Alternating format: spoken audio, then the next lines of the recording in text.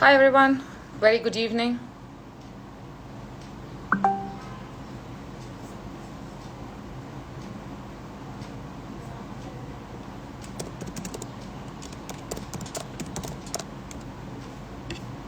Hey, good evening, folks. Hope everyone is doing good.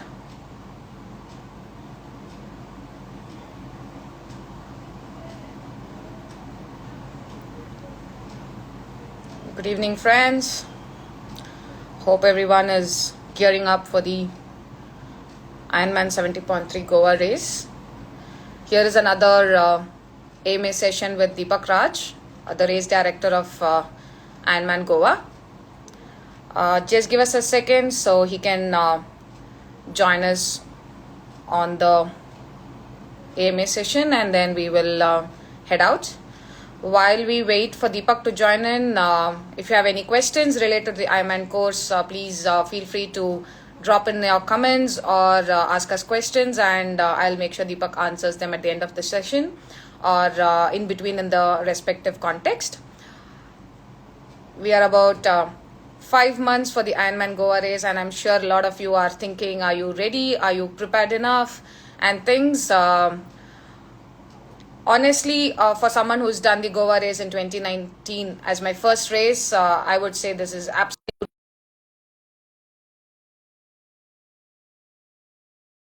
Someone picked up the race with just 1 year of training, I'm sure, or even less, 6 months of training to the Ironman 70.3 race. I am sure each of you can as well. Hey, hi Deepak, very good evening. Hi, good evening, Aarti. Good evening to everybody. So I was just telling our audience that Goa 2019 was my first race with just 6 months or even less of training with you, and how it turned around to be the biggest turning point in my life, and kind of picked up triathlon very seriously after that. And so over to you, Deepak. I'm sure a lot of us are still on the fence whether to mentally thinking whether we are ready or so. Probably let's start off the session with a bit of an insight on the swim course, Deepak. And I think that's the entry barrier for all of us to kind of overcome the sea swim and the open water swim experience. So just throw some lights. Hey, thanks. Thanks everyone for joining the session. Over this course, over the course of this AMA session, we'll be talking about the swim course, bike course, and run course. Just trying to make you all comfortable with what's been designed and answer any questions on that. And primarily letting everybody know that there's a fair amount of thought which has gone into designing the overall race, predominantly keeping whether it's first timers in mind or you want to challenge yourself, right? It's sort of suitable for both counts. We'll get started with the swim course.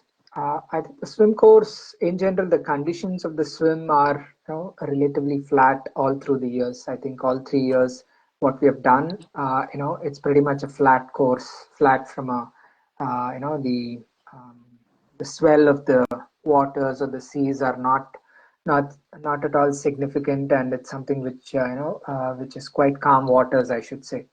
Um, Last year, I remember myself swimming a couple of times in the build up to the race stage just to make sure that we choose the path or the route of the least resistance, so as to speak, when it comes to a little more currents and other things, instead of swimming against the current for a longer time. So that's the reason people would have noticed that we did make some refinements to the swim course as late as, even on a Thursday and a Friday for the Sunday race. It was primarily to make sure that one, it is safe, and two, it is as good an experience as we can do given the conditions which we tackle.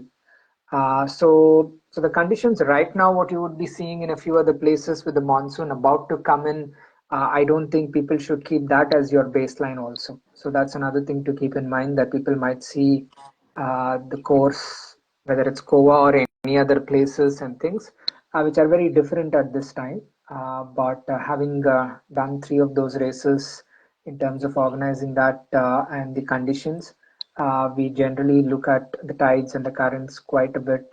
So just to calm a few people down in terms of the amount of attention we have given, and secondly, the beach which we have chosen predominantly doesn't have too much of a swell. I mean, there's a bit when you just do a few strokes into it, and after which pretty much it's reasonably calm waters. So the swim course, it'll be a 1 lap swim course.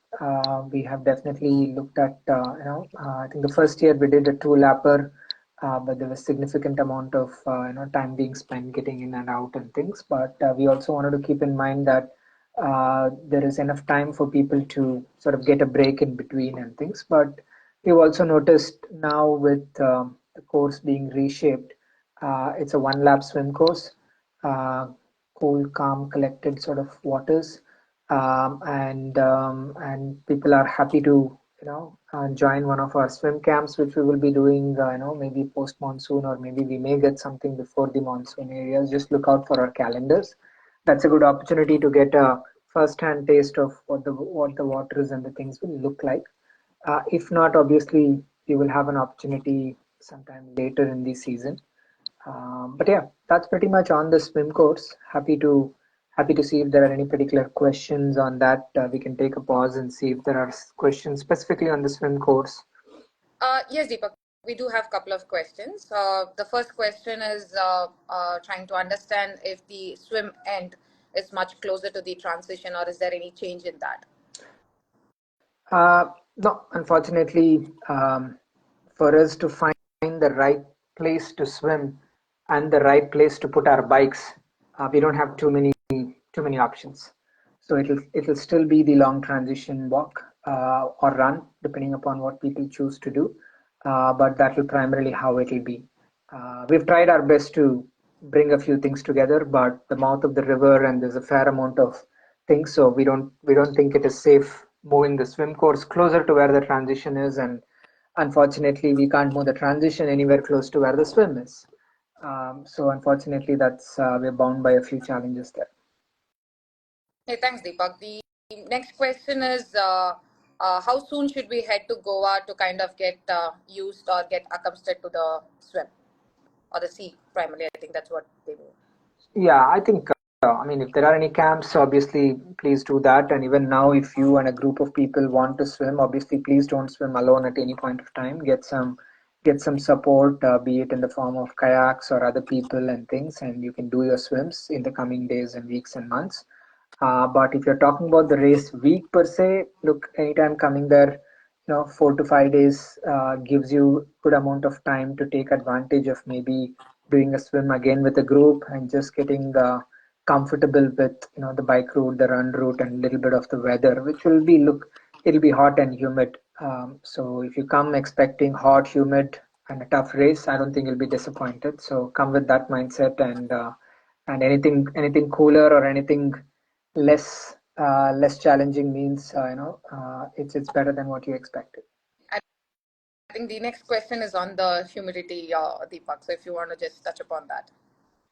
Yeah, look, the course is along the sea, and Goa in general is going to be hot and humid. So our anytime any other races, predominantly in Asia, tends to be hot, humid, because all of us have a very small window in which we can organize the race. Monsoons, typhoons, and things like that play a role, and also the calendars are not that conducive for us to do the swims in a certain thing. So I think both those factors mean that the weather at any point of time, whether we got looking at it. So most of the cases in Asia tends to be hot and humid, but look, I cannot compare it to other places. What we have is what we have when it comes to India conditions at that point of time. So it will be humid, and we will know it is humid before you come in there, right? So it's just about being prepared and taking care of nutrition and pacing yourself properly. Hey, thanks, Deepak. We have one question on the nutrition. Probably we can answer that at a later point. But Okay. on the swims, that's the questions we have received. Viewers, anyone has any more questions? Please don't hesitate. Please drop us a comment or drop us your questions. Deepak will answer them. Uh, so while we touched upon the swim segment, I think with the new bike course, Deepak, what is that is getting bettered on the bike course, especially for a lot of cyclists who are getting upgraded to be a triathletes, and some insights on that as well, Deepak. Um, So first of all, I think we've managed to keep the highway, as part of the course, which is not an easy task given that. So we definitely are thankful for the Goa government, the Goa tourism to help us keep this race alive and also give us all the necessary permissions. And what we've actually done in this case is we've extended the part of the highway which we're going to be using even more, which means instead of a three lapper, this will be a two lapper, which means so what means is the kind of the hill and the incline which people did it three times last time around, they'll have to do that twice. So one, the amount of elevation which was the case last time is now reduced, and the amount of time people spend on the highway has increased, which means wider roads, much longer sections of those highways, and we will continue to use the course, and we'll continue to use the part of the course which is much wider and longer when it comes to the highway part a lot more, thereby making the entire experience of the bike course ability to obviously ride safely, but ability to even pass people, and so you're not going to be constrained by any narrow sections. So that's a good thing for us. And again, the aid stations and everything else will be listed out on our respective maps. So I'm sure people will, enjoy the bike course like they did. Yes, it'll be hot and humid in general throughout the day, and as you get out of the water and get onto the bike, so just make sure you always start with certain. Don't wait for the first aid station to pick up your first water bottle, right? So primarily when you start your cycling, just make sure you have at least one or two bottles of water, hydration, electrolytes, whatever you have, just to make sure you start the bike part of the segment in a good state. Thanks, Deepak. I think it's going to be a fast bike course for our participants, and I'm sure the new addition of the bridge is really going to have a beautiful scenic ride as well. A few questions on the bike front, Deepak. How does somebody train for the humidity if they are someone from a cold place? I mean, there's nothing much we can hard to do that simulation. I mean, if you want to do some of your rides a little later in the day, just from a heat perspective, you can. But look, keep in mind it's not safe given most of the time the traffic picks up later in the day. So I wouldn't really, try to do that. I think what you need to keep in mind is when you show up for the race day, the kind of effort or the speed at which you will be able to ride will be lower than maybe what you can ride in better conditions which you've been training. As long as you acknowledge that, as long as you keep that in mind, that is what it is. You cannot replicate every condition and try to things. Even if you do find a hot and a humid place, there's no point really training every day on that. You're going to just have so much fatigue into your thing. So don't overthink the conditions.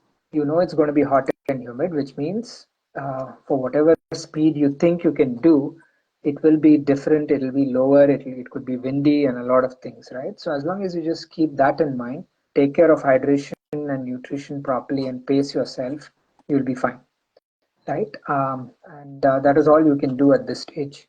You can't really replicate. If you do find time that you can take a few days and do a longish cycling block or a things in a place which is a little more closer to what Goa is, that is an option. But if you can't, that's all right. Don't overthink this. Absolutely, Deepak. So another question on the selection of the bike. One is, what is the right bike, and is there any specific bike somebody needs to consider for the Goa course?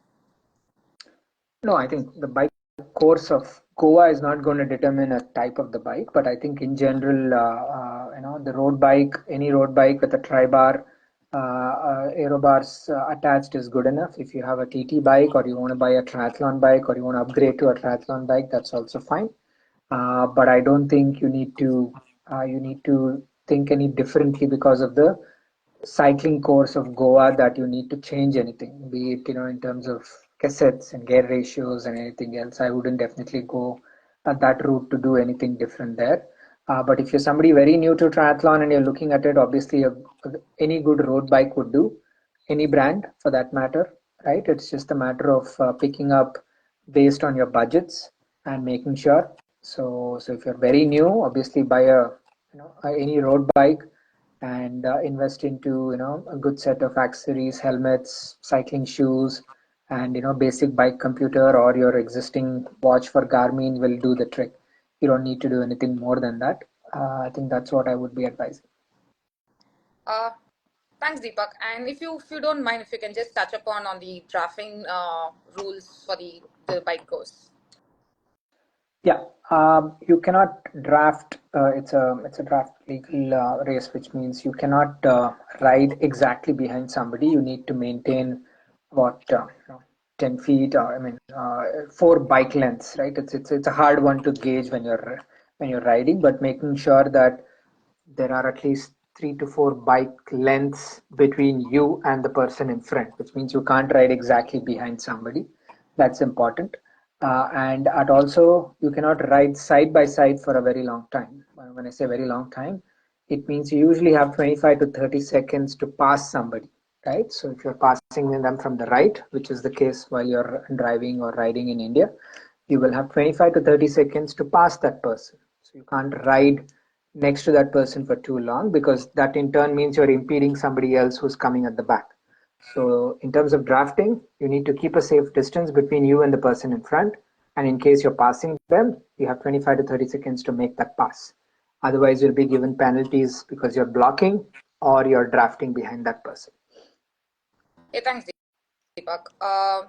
Probably, taking a step back on the transition. So if you can tell our first timers and the viewers a bit on the inside of transition and how somebody can, one, practice during their training, and also what to expect on the race day, and how effectively they can use the time in the transition as well.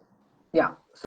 So primarily the swim cutoff times is the point where you finish the swim, not at the point where you reach transition. So for people worried about the long transitions, please note, once you finish the swim, once you're out of the water and maybe a bit more running into the beach where the timing mats would be, that is where your swim time ends and your transition T1 starts. So it's a longish walk. It is a longish walk. You come back and you can either walk or run.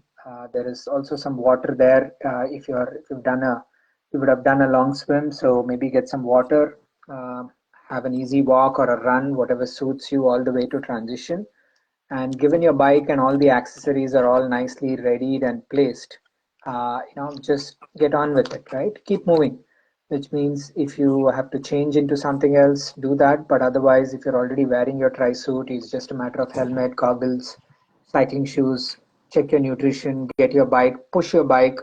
You cannot ride the bike in the transition area until getting the bike out of the transition area onto the mounting line. There is something called as a mounting line. Until then, you need to push the bike, after which you can mount the bike and start riding, right? And you can definitely practice your transitions, which means how long does it take, or whether you wear your helmet first and then put your goggles, or the other way around. Simple things, because some of those helmets are quite curved and you might find it harder to put a goggles afterwards, and small things like that, right? So I would say practice, take time to do that.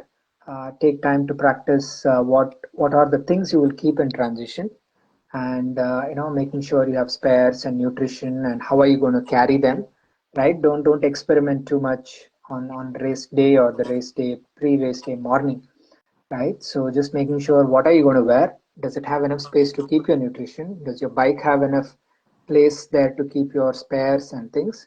And all that, you practice that every Sunday and make sure you ride with it, right? You ride with the actual set of nutrition, spares, and things every possible long ride, just to see if it's convenient enough for you, and or is it causing any discomfort, right? So those are things I would definitely practice. And you have 5.5 months or 6 months to go. You have a lot of time to practice these. Thanks, Deepak. Somebody wants to kind of understand, basically, if water goes in, the sea water goes into my goggles, so what should I do during the swim leg? Yeah, I think two things there. One is, you will need to be able to tread water and just fix your goggles. The easiest way to do it is just swim a bit more. You can still swim a bit with water in your goggles. It's not like you need to stop swimming, right? It's a bit discomforting, but you can still swim. So I would say put a few swim strokes, get away from the crowd, go onto your back. As long as you're on your back, just light kicking. And if you pull your goggles up, and because you're already up, you're on your back kicking, the water will just come out of your goggles and you can fix that. If you're comfortable treading water in a sort of upright position and fix it, you can. It's not the easiest ones for things, but both of these things are something you can practice in a swimming pool tomorrow morning or whenever next you jump into a pool in the deep end. So practice all of these. If you can't do it in a swimming pool, you can't do it in a sea. Period.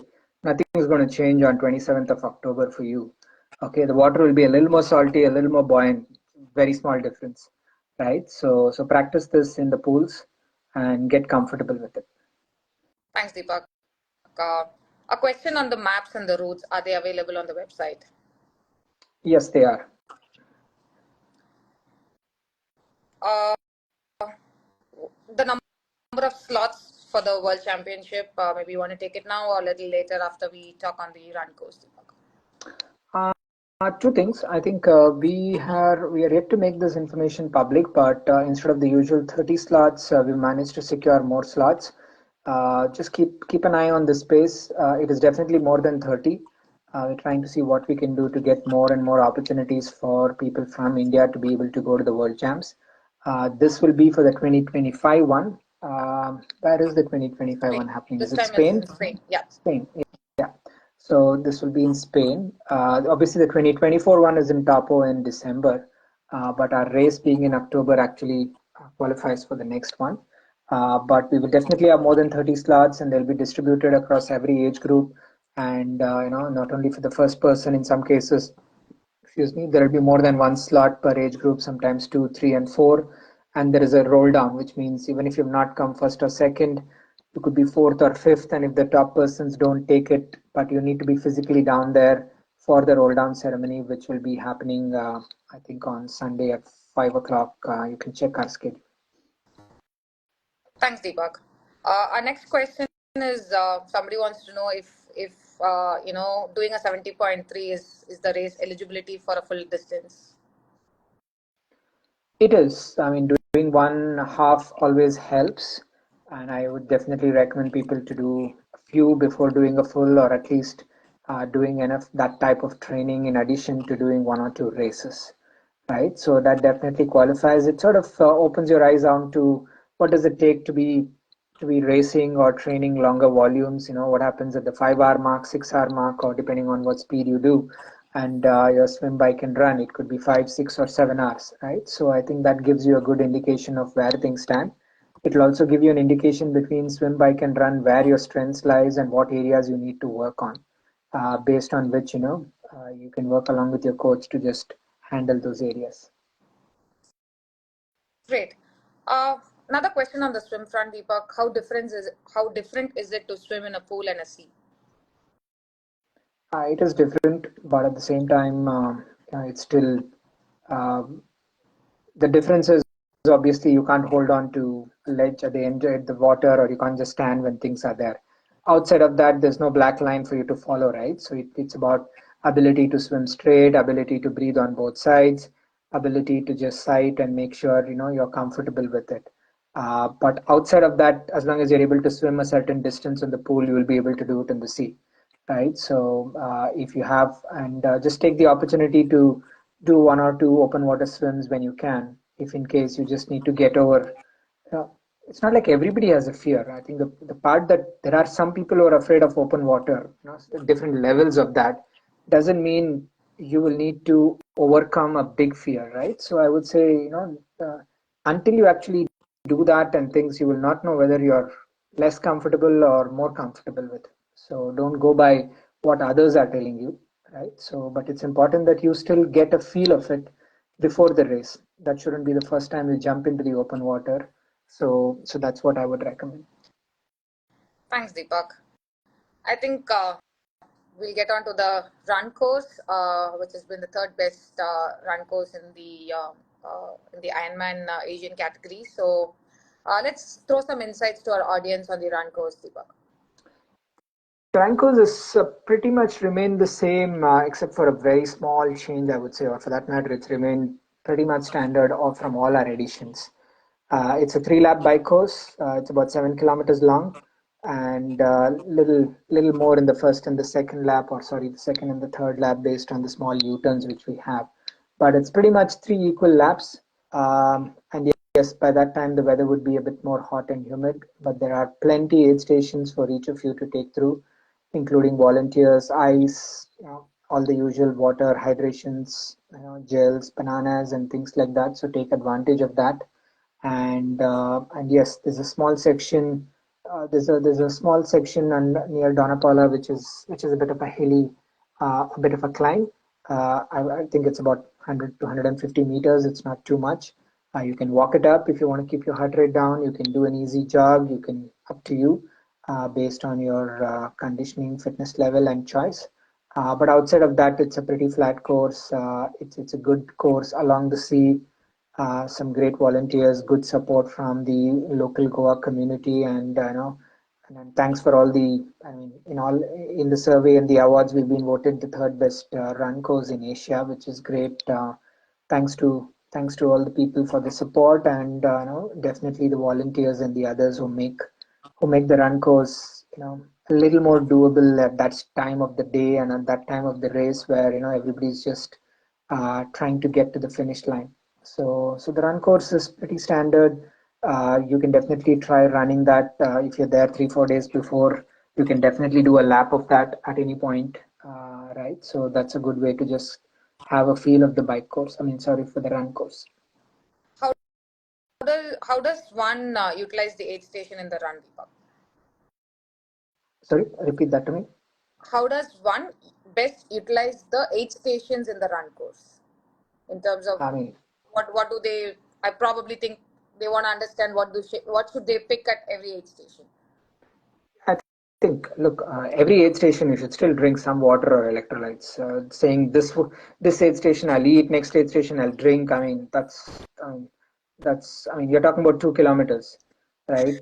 Even if you're running as fast as you would be, whatever it is, whether you're running it at 4:30 pace or a 6:30 pace or whatever it is, you're talking about anywhere between 9 to 15 minutes between aid stations, okay, or maybe more, depending upon what people do. So there's no reason not to drink water. There's no reason not to take electrolytes.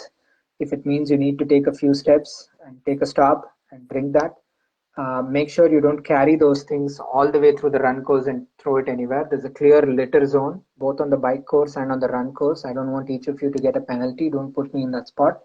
There is a clear litter starting at the beginning of the aid station, and then just as the aid station is ending, that's where you can throw all of it, right? So just take the time, drink your water, drink your electrolytes. If you're carrying your own nutrition, you can eat that. If you need any nutrition, be it a small piece of a gel or a banana or bars or whatever it is, take them. Food and other things you can choose whether you want to take it every aid station or every alternate aid station, depending on the quantity. But definitely hydrations and electrolytes every aid station.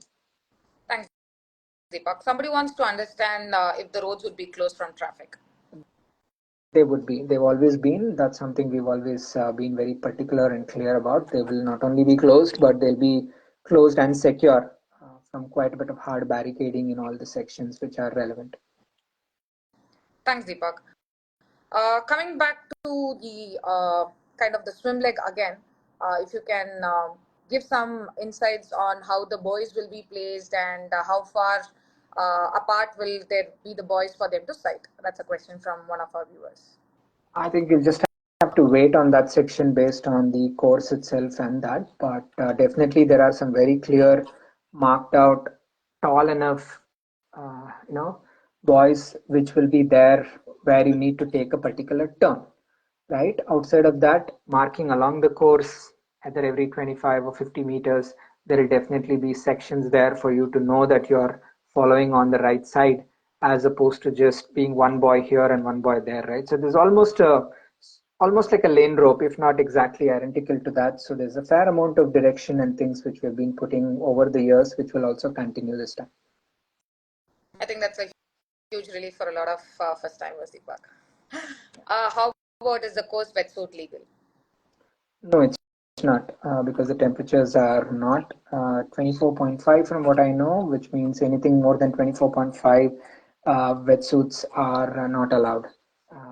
So our temperatures in the Goa waters at most times of the year are much higher than 24.5, so it's not a wetsuit legal race.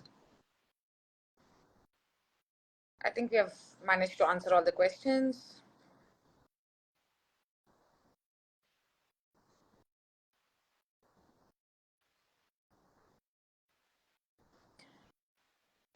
Just as a finisher, Deepak, do you want to throw some insights on the award ceremony and the World Championship roll down, which happens after the race, which a lot of athletes I know they're like exhausted, tired, and they just want to hit the hotel and take some rest, but it is critical for them to be present for the awards and the roll down.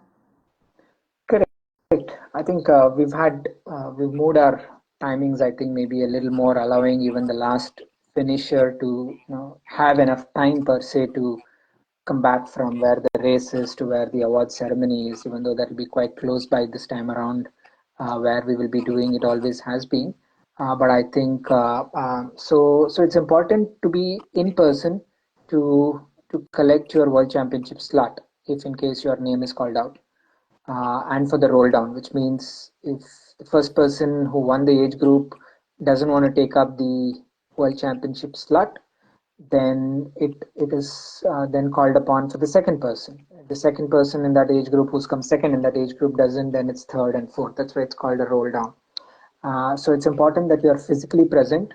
Nobody else can pick up on your behalf. You cannot do it over the phone, anything like that. So you need to be personally present and actually register right there on the spot, taking care of the payments and things. So just be ready with your credit card and limits or whatever it is. So don't want on a technicality for you to be missing out on something which you've been working hard for.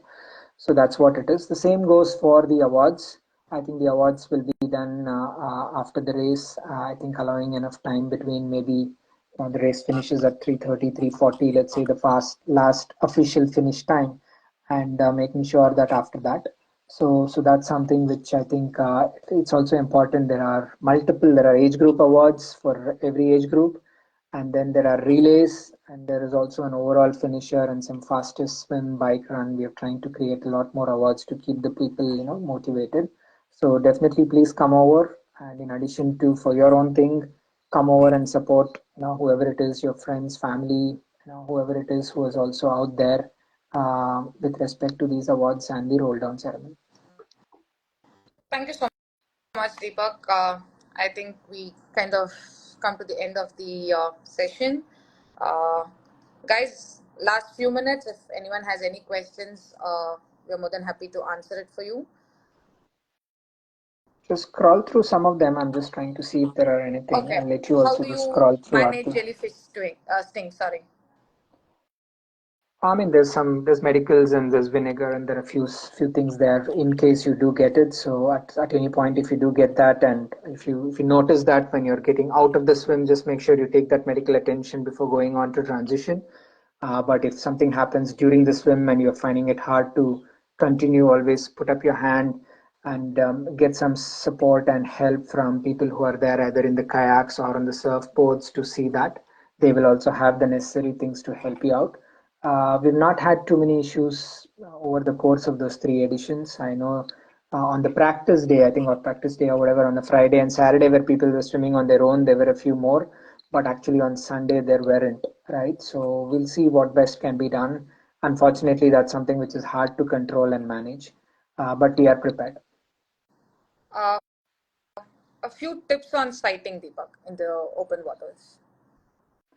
I think it's important to just make sure that your ability to breathe on both sides helps so that you're swimming as straight as you can. If you tend to breathe on one side, you tend to drift away. So that is, I know it's not a direct point on sighting, but it obviously prevents you from drifting away too much and making sure where you are, which side your sort of ability to breathe. Look, you just need to sight. I mean, if you've seen yourself swim, or for that matter, it doesn't matter how fast people swim, you don't get too far in 4 strokes or 8 strokes. Okay, which means to say you can't get drifted away in 4 or 8 strokes. I've seen people sight too often. Each time you sight, you're slowing down, right? Whatever it be, whatever your technique, the best technique of sighting is you're still slowing down, than compared to sort of just swimming through it. So looking at it, whether it's 15, 20 strokes, and just making sure your ability to swim towards the next turn buoy or wherever it is, right? Whatever is your sighting method. as long as you do that. And keep in mind, if there are a few people on both sides of you, and I mean, you can also take it that, it's not like everybody's drifted away and taking a very scenic route to get there, right? So everyone's trying to swim as straight a line as possible. But yeah, every 15, 20 strokes, if you think it's needed, don't stop your swim. Just lift your head up, sight, and continue to, swim through. That's what I would do. And don't need to take too much time to do. You just need to see and then correct yourself. And don't overcorrect also, which people tend to do. As soon as you know you're off, people tend to swim too much there. And if you look at your Garmin data later on, you'll find a lot of zigzags instead of being straight. So you need to swim 1.9. You don't get any more extra medals to swim 2.2 or 2.3, right? So just make sure you're staying focused, taking the least possible, direction from point A to point B. A few couple of questions, Deepak. One is on floaters. Are we allowed to use floaters which can kind of get tagged onto our waist? No. Can I still apply for tier 2, please? The registration is still open. Tier 2. Sorry, the question is, For can I tier 2, apply? can I apply for tier 2? Yeah. Yes, they are open. I think we still have a few slots in tier 2. Are there any smaller races like sprint or kids? Is the next question for the iron. I think primarily they want to know whether we have a sprint distance or an iron kids. There's going to be an Iron Kids definitely on a Saturday, just like what we did. In terms of the smaller triathlon, right now there is no plans to do that, but we're trying to work our way towards trying to do a smaller distance, maybe something around that front, or maybe a duathlon. Keep you posted on that.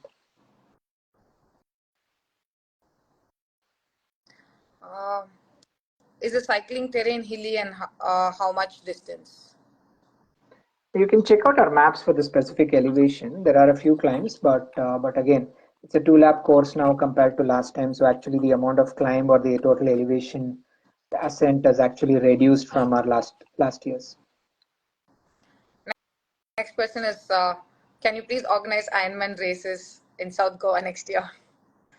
South Goa. Sorry. I think there's too many other things happening. Well, it's not too far from wherever you are going to be doing to travel to this. So maybe I don't think you're referring to the travel part of it. Maybe definitely there are some good beaches out there. But you need a lot of things in addition to a good beach to swim. But yeah, hard for us to move the race or to find another place and things like that because of the cycling course, the permissions. There's a whole lot of infrastructure which goes around it. Can we get the GPX file for the cycling course? I think so. I think if you've not yet made it available, we can make it available, Arti. Yeah. I think that's about it, Deepak. We have answered all the questions received so far. Yeah, I think somebody asked a question to say how many people actually finish the race. I mean, in general, I think the finish rate across the world, across the globe is quite high. I would say anywhere from 90 to 95% in terms of overall finish rates from what I know of, obviously within these cutoff periods. Even in our past events, I think we've had some very good